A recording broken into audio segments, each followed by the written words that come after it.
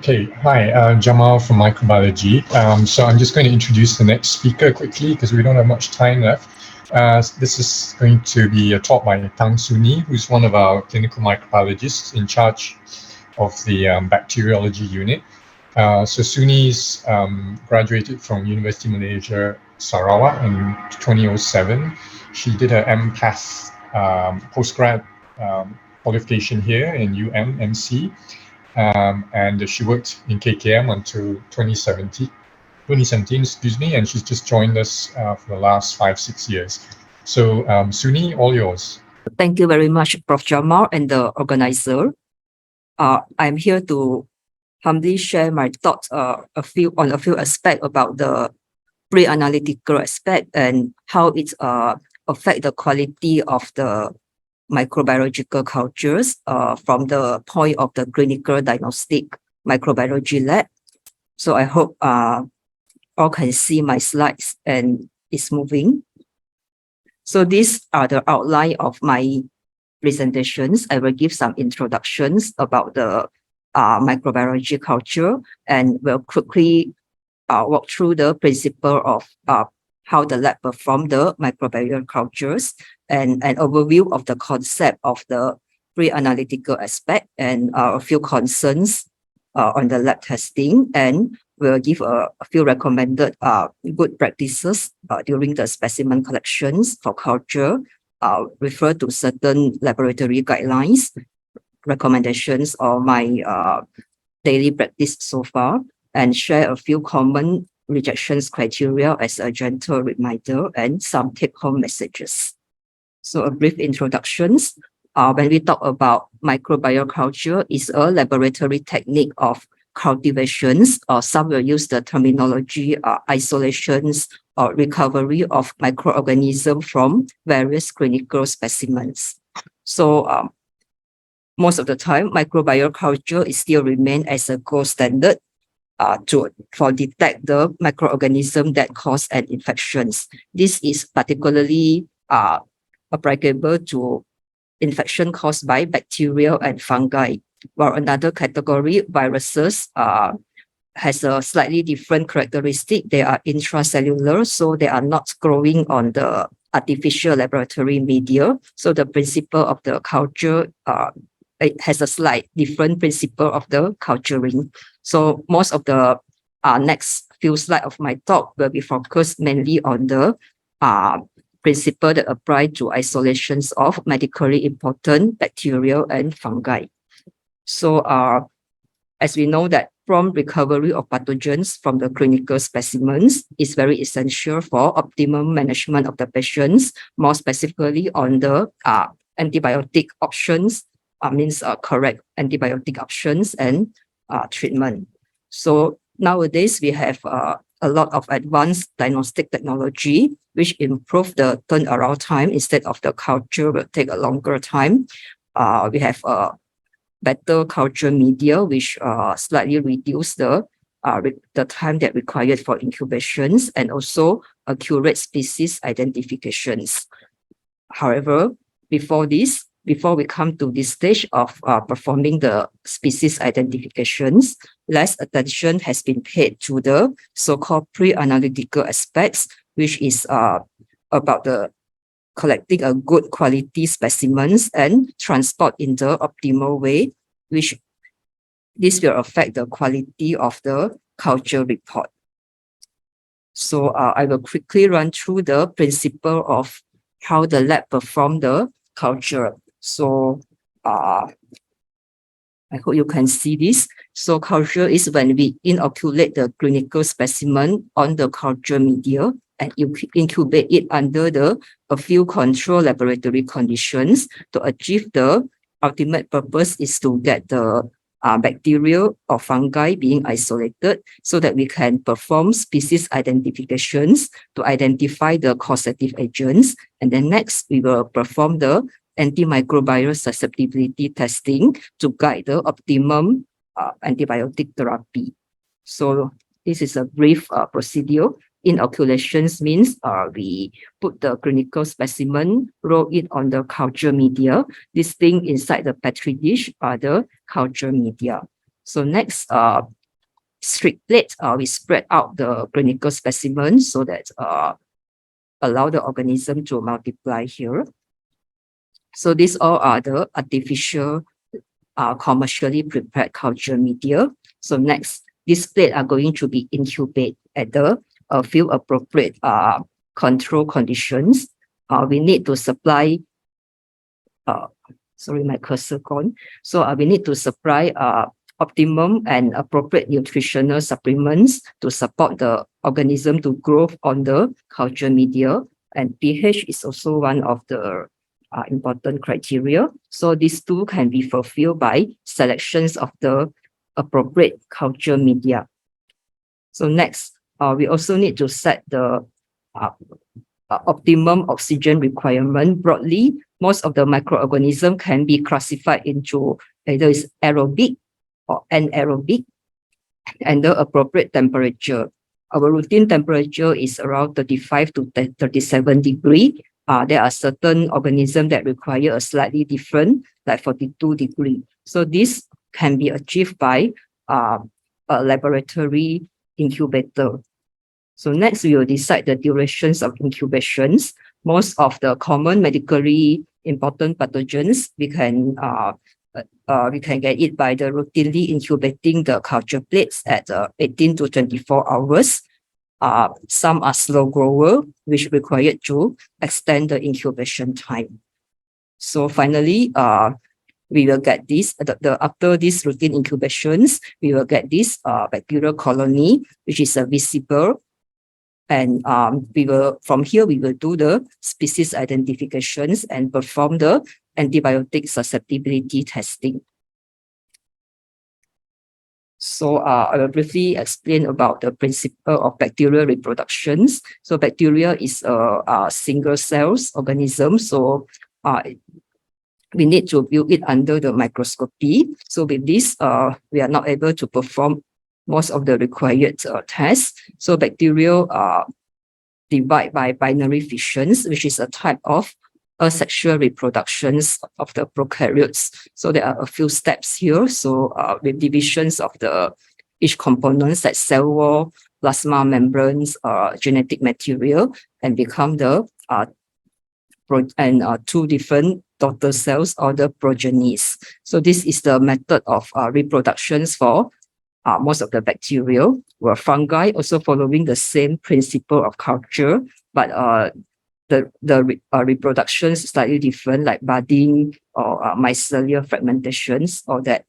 So with the step of the culturing just now, after we provide the optimum culture media, optimal incubation conditions, all that, the bacterial cell or the fungi will multiply to produce a progeny. So until certain extent where it produces the visible colonies on the culture plate. So from here, we will pick this up for further identifications. So when we talk about bacterial colony, so it refers to all these. So these are, it refers to a colony of the same species can be visible with the naked eyes, so that we can pick this up to perform the further laboratory tests. So how we identify the bacteria? So it's using the combinations of different microbiology method. We have microscopy, which is a very basic, quite an old technique, but still very useful. So in the old days, we perform a lot of biochemical tests. So nowadays, we have new technology. These are what I'm trying to say just now.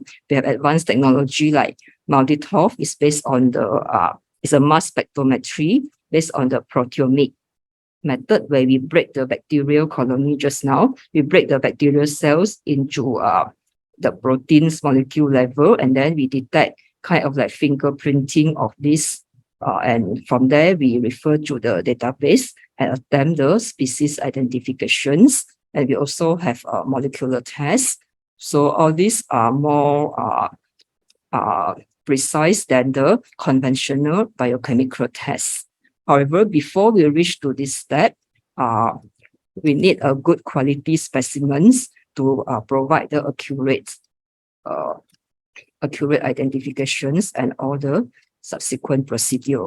So similar with other laboratory testing, so for microbiology lab, to perform the culture and sensitivity testing, it can be classified into 3 phases. So number 1 is the pre-analytical phase. These are mostly this is a process that happens at the bedside of the patients. This involves specimen collections, test ordering, and specimen transport to the lab. So this is the phase where happen from the bedside until it arrived to the laboratory. So analytical phase are those what I tried to explain just now, where the lab processing, result interpretations. So this thing happen in the lab, and then generate the laboratory report. So I will focus on this number 1, which is a very essential step before the specimen arrive to the lab. So according to World Health Organizations, much of the success of the laboratory investigations depend on the things that happen to the specimen before it arrived to the laboratory. So there are a few questions worth to ask ourselves before we start to collect the specimens. First, was the specimen properly selected? This is recommended that the specimen that being collected for investigation of an infection, which is the culture, should be the type that can reflect the disease process. So I will explain about it in next few slides.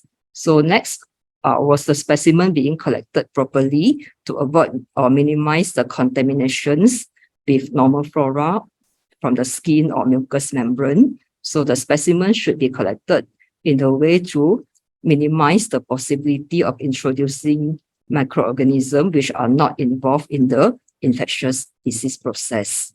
So that whatever we culture reflect that it is the infective agents that cause that episode of infections for the patients. So next, after collections, there are certain transitional period where the specimen will be stored or being transported to the lab. So in between, this is also important, the transport conditions. The specimen has to be put in correct container, the timing, when are you going to transfer the specimen to the lab. Some of the organisms are sensitive to the surrounding when they are being taken out from the human body, like the temperature, drying, or that. So these are the common types of the clinical specimens. They are diverse, so broadly can be classified into 2 categories, which is the sterile site specimens, which are being taken from the anatomical regions, which do not have the normal flora resides on it. Well, non-sterile site refer to most of the time from the superficial or like the gastrointestinal tract. There are diverse populations of normal flora. So in my next slide, when I explain about the good practice, I will give example focus on this sterile site specimen as they are high priority and they are from the anatomical regions without the normal flora. So if we isolate microorganism from here, it reflects that there is a pathogens causing the infections. So next, I will explain a few recommended best practice based on various laboratory guidelines or our daily practice. So it's this is general, can be applicable to sterile site sample or non-sterile sites or self-collected sample. So and also try to give a few examples how it improved the outcome of the microbial culture. So back to the first questions, was the specimen being properly selected? So this has to be considered during preparations before sample collections. So first, as routine to confirm the patient's identity, it's highly recommended that the requester to read the directory service of each of the laboratory before specimen collections and sending the test request. So each of the laboratory has a copy of directory of service, which will give a lot of useful information. The list of the tests being offered, what are the correct specimen containers, and the recommended volume for the test offered. And the other details for test ordering. So for example, here is the container for collection of the urine. So usually there will be we have to label the patient's identity, the type of the specimen, the date of collections, everything. So all these the required detail can be found on the directory of service. So there are other informations also. So by understanding all this before the specimen collections are very useful to avoid unnecessary repeating or to help the requester to get a good quality sample. So next, confirm the site of the specimen collections. This, for example, if there is a patient suspected of pneumonia, which is a lower respiratory tract infections, so the appropriate sample will be from the lower respiratory tract, like sputum, tracheal aspirate, all that, instead of the upper respiratory, like nasopharyngeal swab. So another example here is this, to identify the correct site of the collections, we also have to ascertain what are the type of the transport container and the equipment that is required. For example, here, this is this is for the patients with suspected of pertussis caused by Moderator pertussis. This is a fastidious organism. So if we are going to collect the nasal swab for either PCR or culture of the pertussis, so we are not going to use the normal frog swab. So we have to use something. This is a guide wire. It has to be introduced into the deeper part, the posterior nasal, and because the organism is fastidious, so it has to be placed in the transport media with charcoal to preserve the organism. So next is, was the specimen being collected properly to avoid the unnecessary contaminations with the normal flora. So this is still the collections. So first of all, gather all the required material before begin the specimen collections. So by giving the example of collecting the blood culture, so we have to check. So most of the good practice is the blood culture came with 2 bottles, aerobic and anaerobic bottle, and there are expiry dates on the bottle. Check that and check that all the containers are intact and not broken or leaking. So third one is very important, good aseptic techniques. So this is relevant to minimize the contamination with normal flora. So this is applicable to not only the collections of blood culture, but also for other procedure. The principle are the same. If you need to introduce a needle through the skin into the deeper structures, so there are risks of contaminations with the normal flora at the superficial of the skin when the aseptic technique is suboptimal. So for blood culture, not to forget, we also need to disinfect the upper part of the container before we pop in the needle. So this is the manufacturer's recommendations. So why we are so concerned? I think most of us are familiar with all this. So our skin is not a sterile site.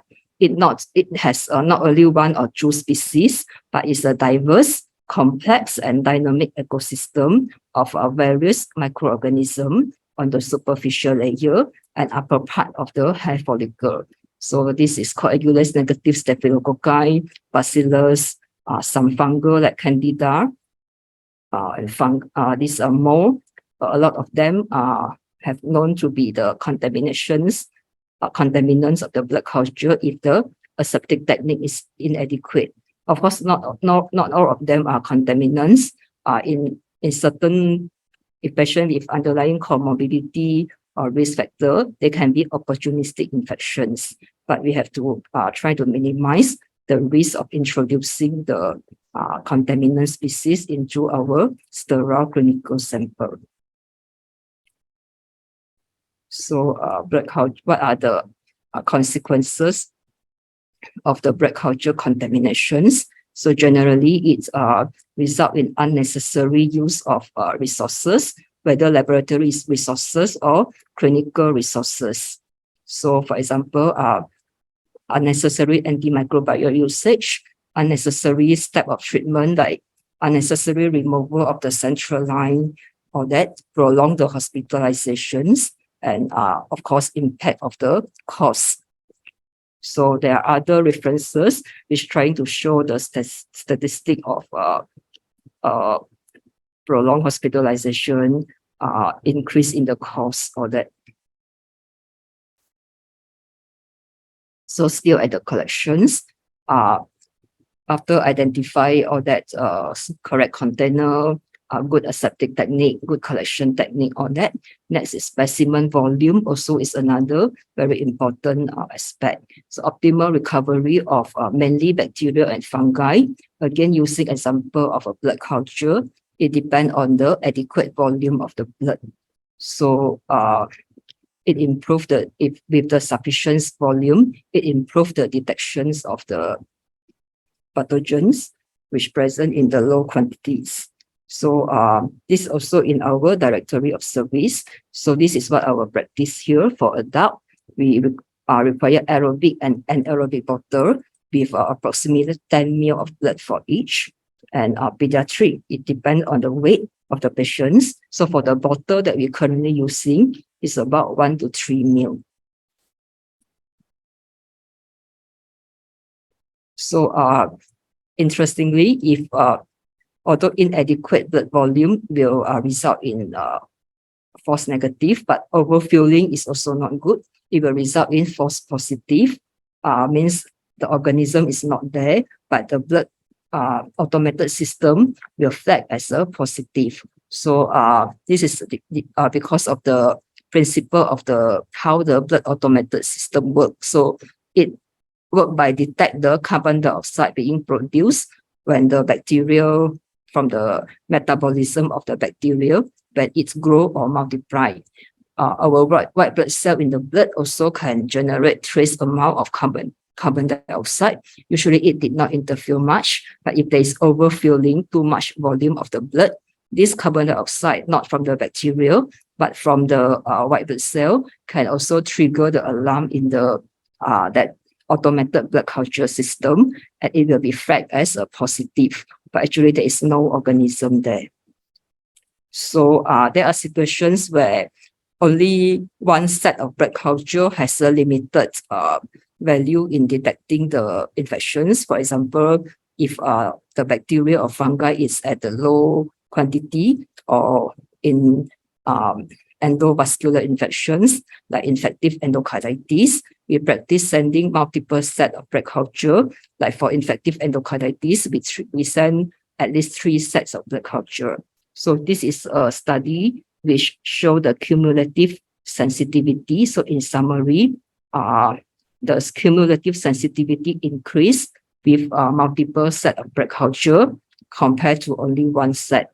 So here 20 ml of blood means is divided into 2 bottles, 10 ml into aerobic and 10 ml into anaerobic. With only one set, the sensitivity is about 73. But if there are 2 sets, means this one, 40 ml divided into 2 sets, 4 bottles, sensitivity will increase and increase further when 3 sets of blood culture will send. So this 40 ml, 60 ml means they divided into 2 sets, 10 ml into aerobic, 10 ml into anaerobic, and then the second set.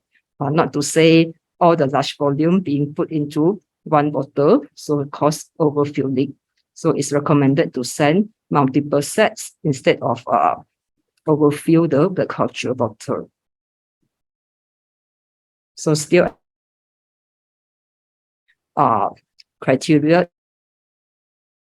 blood culture, or is general to all, including non-sterile site sample, is recommended to collect before antimicrobial therapy. So if the patient has received antimicrobial therapy, it will reduce the rate of the positive.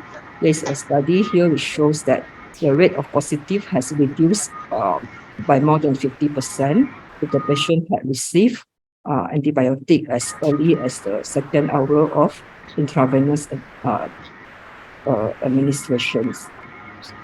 So to the lab personnel, if the patient has received prior antibiotic, there are possibility that the usual morphology of the bacterial cells has been changed, resulted in some kind of diagnostic dilemma. So this is Suni, can we wrap up in a few minutes because it's already over time. So this is the example.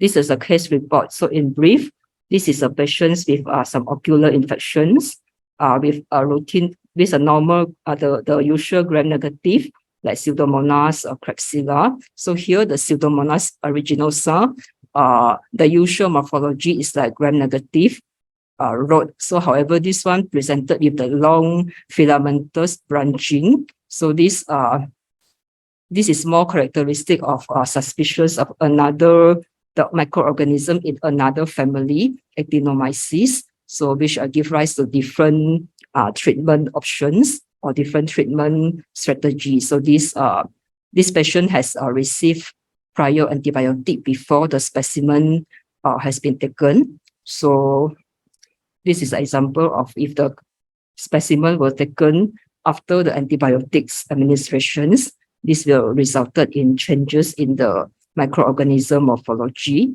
and give rise to dilemma.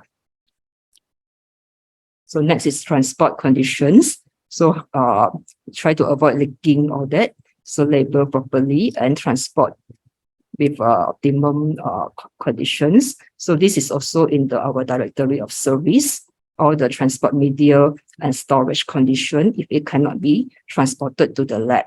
So for most of the sterile body fluid, we recommended to store at ambient temperature instead of the freezer because some of the organisms are sensitive to the low temperature and may not be viable when it arrives to the lab.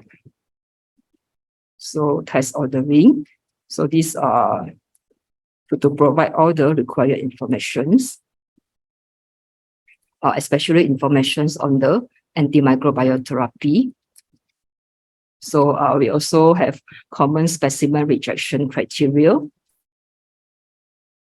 So these are trying to avoid all this. So this will reduce the like redundant need to repeat or some delay in the process of diagnosis or that.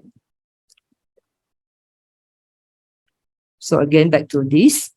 So our take-home message is, in order to get an accurate, as the culture result, which is as accurate as possible and reflect the process of the infections, we need a good quality specimens. And I would like to end my presentations with a reminder for the requester to, before requesting the test or collecting the specimen, to read the guidelines on the directory of service in the medical microbiology. So this is available in our portal, our hospital portal. And I think this ends my presentations, and thank you very much. Okay, thank you, Dr. Tang. Conscious we're a bit some time over, but there's still some participants here. If there's anybody who wants to ask a quick question, if not, or if you don't have the time, I'm sure Dr. Tang would be happy to answer some of your questions. Very important, some of this stuff about quality of specimen, if you want to get the best results from the lab. So if there's no questions, then I'll turn it back to Liana.